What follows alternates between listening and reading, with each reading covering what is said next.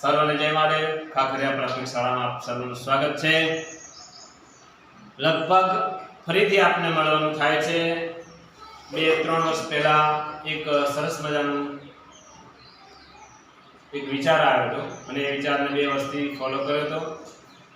સત્ર દરમિયાન પ્રથમ સત્ર અને દ્વિતીય સત્ર એટલે આખા વર્ષ દરમિયાન જે વિદ્યાર્થીઓની હાજરી શાળાની અંદર સૌથી વધારે છે એને ઇનામ પેટે 500 રૂપિયા આપવાનું મેં નક્કી કર્યું હતું. અને પ્રથમ નંબર આવે એને ઘડિયાળ. તો આ વખતે 2025 ની અંદર હાજર દિવસો 224. કેટલા? 224. પાછો આવે છે 2 વિદ્યાર્થી. મેં કીધું તું 2 હશે 3 હશે, પણ જો વિદ્યાર્થીની હાજર દિવસોની સંખ્યા એટલે એની જે સંખ્યા જે છે એ સરખી હશે. એવા 2 વિદ્યાર્થી છે અમારા 2025 ના ધોરણ 8 ના વિદ્યાર્થીઓ. એમાં છે એક પૂરી બેન અને અમારા રોશની બેન. આ 2 બેનપણીઓ ખાસ છે જે હાજર ની સાથે સાથે ભણવામાં સિન્સિયરિટી અને જે કામ કરે ને એને બધા સંભળાવે. ઘણું બધું સહને કર્યું છે અને છતાં એ પોતાના કામમાં કર્મનિષ્ઠ બન્યા છે. દિલથી જે કામ કરે ને એની કદર કરવી જરૂરી છે.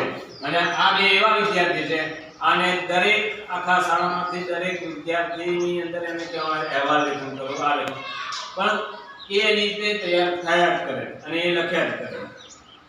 જ્યારે કોઈ વખત સમય સંજોગ વગર ના લખાય કે કંઈ કામ ના થાય તો એ ઘણું સાંભળવું પડે. જે કામ કરે એને સાંભળવું પડે, પણ પોતાના કામમાં ક્યારેય પાછી પાણી કરી નથી. આ રોશની બેન પણ જ્યારે ભણવામાં પણ અને લખવામાં બધી રીતે હોશિયાર.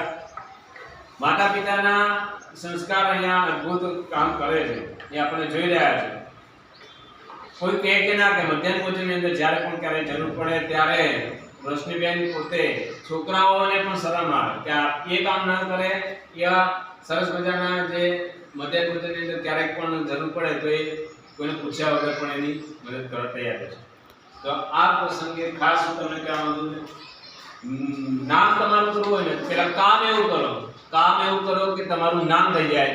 અને એકવાર દિલથી જે કામ કર્યું એનું જો નામ થઈ ગયું ને તો ગમે તેવું મુશ્કેલ કામ હોય ને તમારા નામથી એ દૂર થઈ જાય અને એ પૂરું થઈ જાય. એટલા માટે વધુ ન કહેતા સરસ મજાનું આ ગર્વની વાત છે. એકની જગ્યાએ 2 અને બંને બેનપણીઓને 500 રૂપિયા ખૂબ ખૂબ અભિનંદન. આ રીતે